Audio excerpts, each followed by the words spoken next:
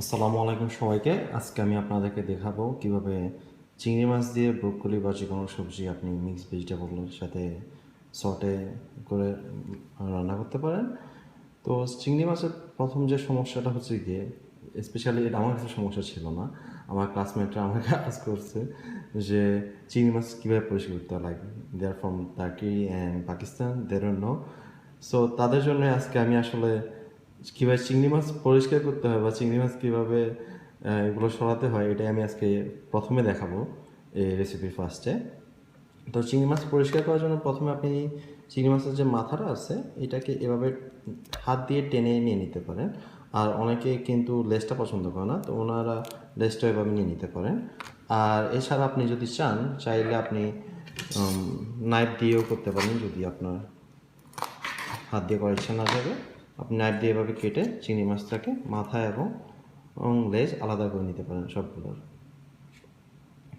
তো আপনাদের সাথে আবার দেখা হবে আমি সবগুলো পরিষ্কার করে নেওয়ার পরে। ধন্যবাদ।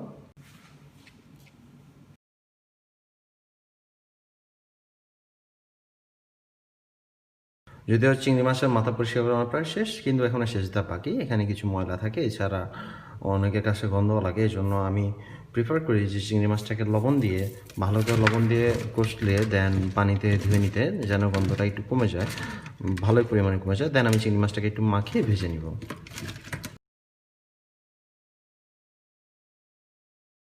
আর যেহেতু আমার চিংড়ি মাছগুলোর সেজে শেষ, এখন চিংড়ি মাছগুলো সম্পূর্ণভাবে পরিষ্কার। এরপর আমি আমার কাছে যে সবজিগুলো হচ্ছে গিয়ে দুটি পেঁয়াজ, আধা ক্যাপসিকাম, একটি ব্রোকলি আর দুটি টমেটো, এগুলো কুচিয়ে নিব। তো কুচিয়ে নেওয়ার পরে আপনাদের সাথে দেখা হবে। কথা হাফেজ।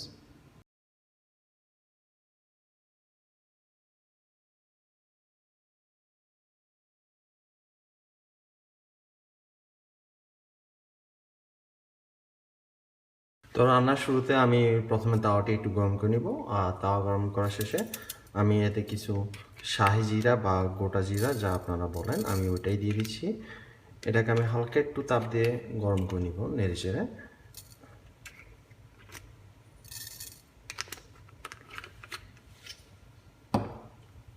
দেন এরপর আমি একটু অলিভ অয়েল দিয়ে দিব।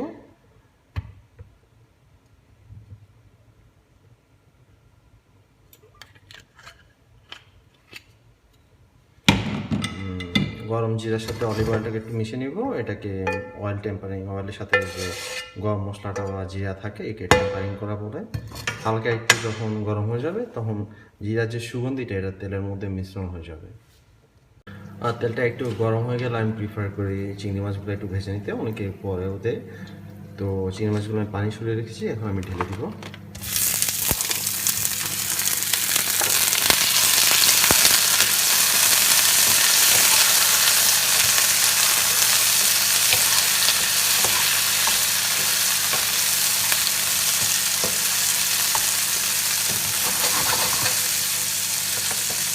চিংড়ি মাছগুলো একটু বাদামি হয়ে এলে আমি এর মধ্যে সবজি, পেঁয়াজ এবং টমেটো, এগুলো বাকিগুলো ঢেলে দেবো।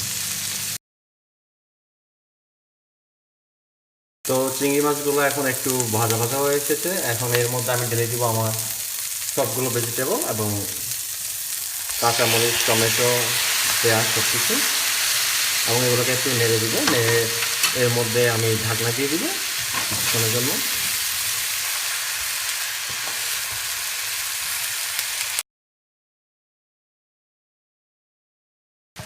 তো আপনারা এখন লক্ষ্য করলে দেখতে পাবেন যে আমাদের সবজিগুলো পানি ছেড়ে দিয়েছে। তো আমরা এখন হালকা একটু সিদ্ধ গরম পানিতে ঢেলে দিব।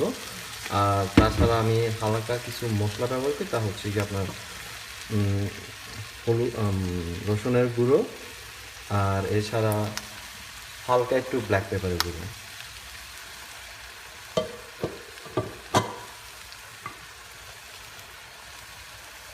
তো মশলা এবং গরম পানি দেওয়ার পর আমরা এটিকে ঢেকে দিব আবার 5 থেকে 7 মিনিটের জন্য। এরপর ইনশাআল্লাহ এটি হয়ে যাবে।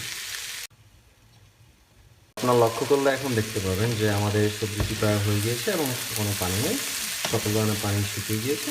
তো আমরা এখন এটিকে নেমে ফেলবো।